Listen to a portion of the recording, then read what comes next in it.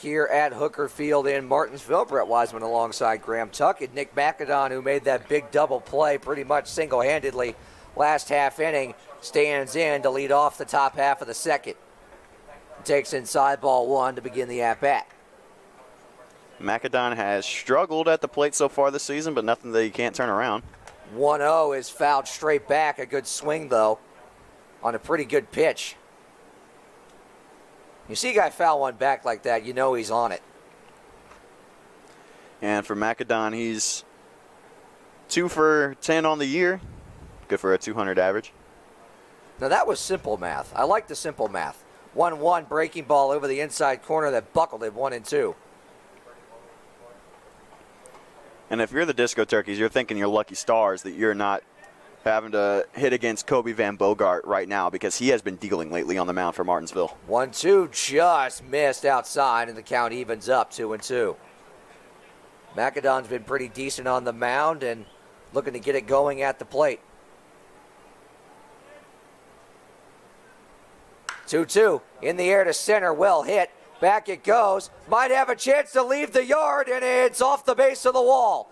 McAdon will pull into second with a leadoff double and missed a home run by a matter of inches.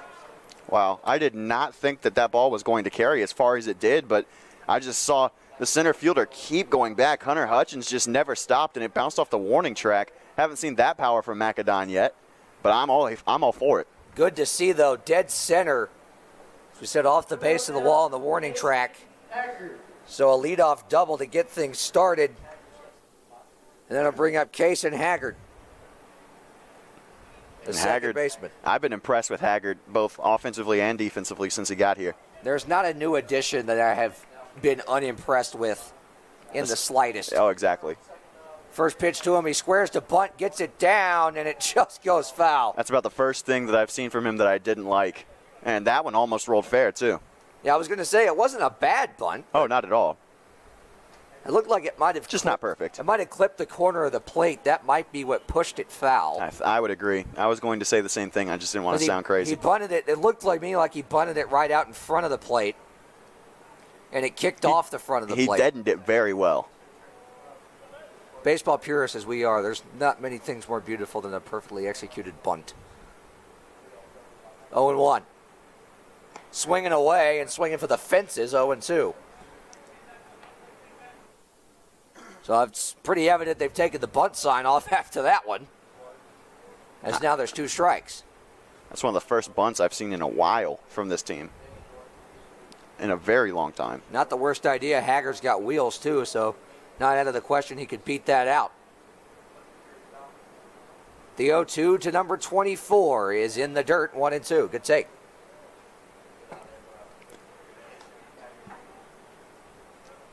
Haggard, as you said, Graham, in his limited action, he's been seeing the ball well, especially Thursday night, his first game in Mooresville.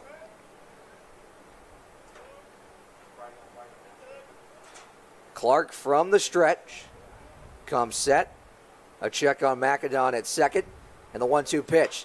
That's hit hard to the right, but foul, and it'll remain 1-2.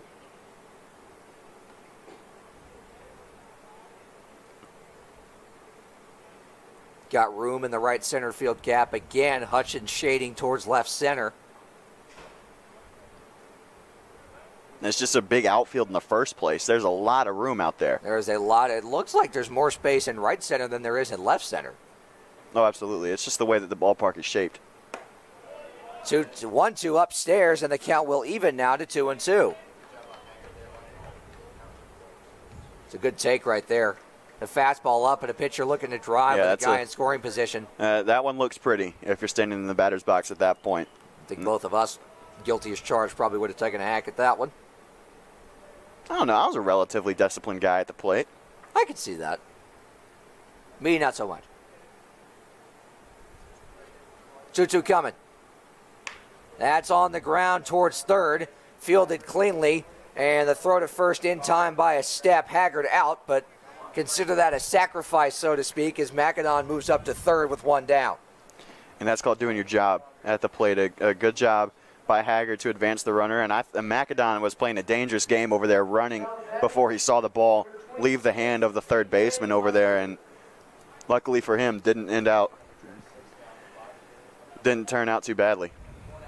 DJ Musser will stand in now with Macedon at third and one out as he takes strike one on the outside corner. Musser looking to get things going at the plate. It's been a bit of a struggle for him so far. 0-1. Good breaking ball over the inside corner for strike two. Musser, the Disco Turkey first baseman tonight. Here comes the 0-2. Musser hits it on the ground out in front of the plate, and then he'll take a bounce foul, and it'll remain 0-2. That's what happens on turf. I mean, that's the weird thing about this ballpark, Graham. Unlike what we saw in Boone the other night, where everything was turf, here it's kind of 70-30, so to speak. The outfield is grass, the mound is dirt, but the rest of the infield is turf. Yeah, it's odd to see the mound discolored a little bit. 0-2. Swing and a miss. Tied him up inside, and there's two down. Yeah, you got to know that one's coming if you're Musser. And honestly, that's a pitch that he probably should have laid off of for ball one. But one way or the other, he's got to get his bat working. He's just 1 for 7 on the year now. That's his 4th strikeout. It's a situation in which he tried to do too much with a runner in scoring position. Caleb Smith now takes one upstairs, ball one. Cannot afford another stranded runner in scoring position for Carolina, that's for sure. Would be the second of the game already. 1-0. Fouled back. Good cut, though. 1-1. Smith does lead the team in RBIs with 4. Yeah, tied for the team lead, at least. And part of the thinking, I think, with batting him ninth is he puts the ball in play. Yeah, he's not a rally killer at all. He's fast. And that's what you want out of a 9-hole guy. It's a guy that can get on when you flip the lineup card over. 1-1. Swing and a miss. Really good slider that time. Clark has got that thing working and moving tonight, 1-2. And Clark's the definition of a bend, don't break kind of guy. Already up to 34 pitches, 3 hits allowed, but nothing on the scoreboard to show for it. Big 1-2 pitch here. Smith hits it on the ground, and nope, foul. Believe it might have hit his It hit leg the plate. in the box. Hit the plate according to home plate umpire. I knew it hit something. Yeah, you can tell. You can tell from the sound here when it hits home plate. Just wanted to make sure I wasn't mistaken at first.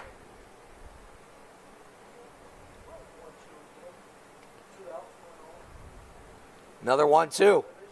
That's into right field, the base hit, and the Turkeys are up 1-0. Caleb Smith does it again, the team leader in RBIs, adds one more to the tally board, and it's 1-0 Carolina. And sole possession of that number 1 spot on the team with RBIs. That's his 5th of the year. And good for him getting things started early. We talked about it earlier. You got to get the momentum early in the contest. You got to jump out to that early lead. And that's exactly what Carolina's done here now. And now we're back to the top of the lineup. Caleb Smith off and running.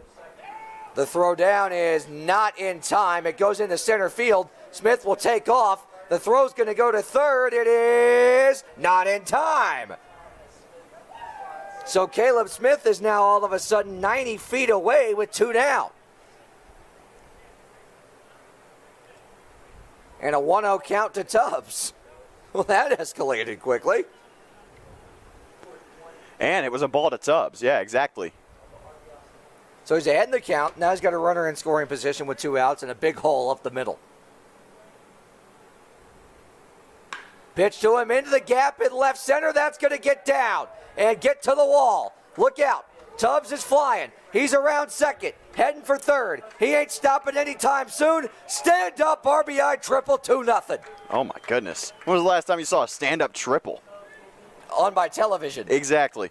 Not something you see at this level of baseball very often, but Tubbs has that kind of speed. Honestly, if that one was into right center, that's an inside-the-park home run. Honestly, as big as that gap is, and you can kind of see how the wall is sloped different out there as well, takes a bad carom out there. Oh, 100%. Absolutely. So Jeffrey Davis now with another guy in scoring position. He whacks that out to deep center. Track, wall off the wall. Thought he got all of it. It's back-to-back extra base hits, and it's 3-0 Carolina. And this is what I love to see. This is what you absolutely love to see right now. You're getting the pitch count up. You're getting extra base hits. You're seeing the ball well, and you're putting runs on the board. And that'll draw a mound visit now, as things have escalated very quickly there for William Clark.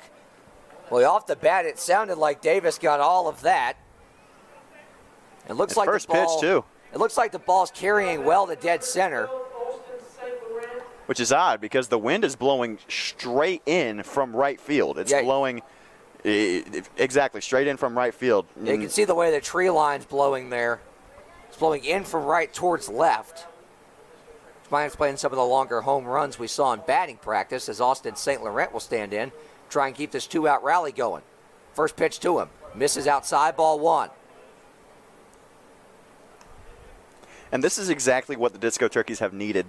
I really hope that this helps them break out of the offensive slump that they've been in. You go from stranding runners on to 3 runs on a 2-out rally. 1-0 outside, 2-0, and I wouldn't be shocked if we see bullpen action here pretty soon for Martinsville. Down the right field line. St. Laurent singled his first time up. Already 6 hits for Carolina. 2-0. Down and away, 3-0 now.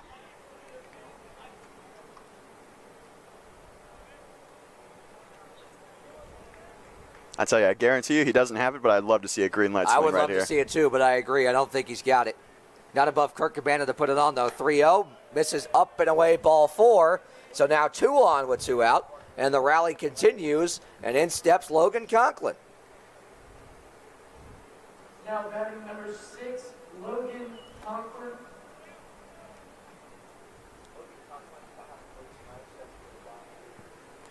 A 4-pitch walk after 3 straight hard contact base hits.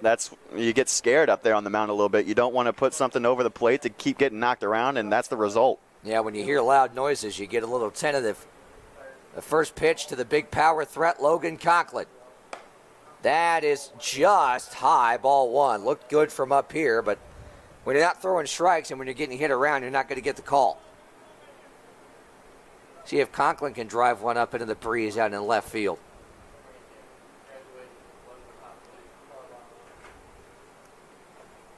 One 0 on the way. That's in the air to left, well hit. Back it goes. Track, wall, gone! 3-run homer, Logan Conklin. It's 6-0. Number 6 has put 6 on the board for Carolina. Already in the second inning, matching the scoring output from the last 3 games combined. And that's phenomenal. And you see the home run jacket going on Logan Conklin. First time we've seen that bad boy in a while. First time we've seen that in a long time. Since Ezel went yard against the Owls, and it'll bring up D. Hawthorne, and he's no weak arm of his own, right? I'm not going to say I had a premonition, but I kind of called that, did I not? Oh, absolutely you did. I'm just making sure I get my credit where it's due. Out to the mound at the head coach for the Ponies, as there's no action in the bullpen, so this is probably just a mound visit. Try and calm him down here. And the Disco Turkeys have hit for the cycle in the inning. If you're watching at home, all 4 varieties of base hits. We had a single, a double, a triple, and then that blast.